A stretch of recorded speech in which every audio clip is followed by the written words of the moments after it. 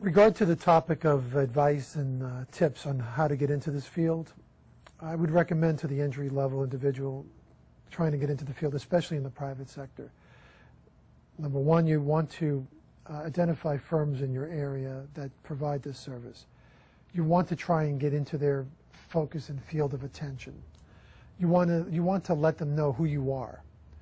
You want to send them a resume. You want to get training. You want to let them know that you're serious about the field. Get some training behind you. Hopefully they'll then decide and earmark you and file you as a person of interest that they may want to use in the future. You want to try and get to that point where you get lucky enough to get selected for an entry-level job. Getting this entry-level experience is going to get your foot in the door. These are the things that you need to do from the private sector aspect.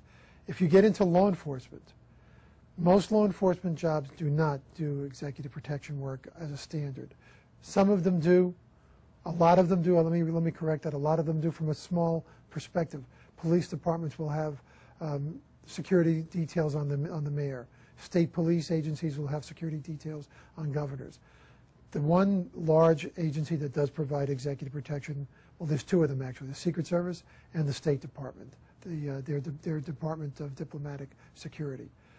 You may want to try and focus on trying to get into those type government jobs. But if you're in the private sector, you're going to have to identify agencies that provide this type service and let them know who you are. I think the largest challenge or the biggest challenge that you face in the private sector in executive protection is trying to accomplish a whole lot with a limited budget. And the way I put it in my training course is trying to accomplish a whole lot with a whole little. It's not the same as when you're with the government where you have unlimited resources. In the private sector, they expect you to do a lot and do it with one or two individuals. Unfortunately, that's not going to be the optimum type security that you're going to want to provide. And if the threat level is extremely high, it's not going to be the kind of security that you want to provide at all.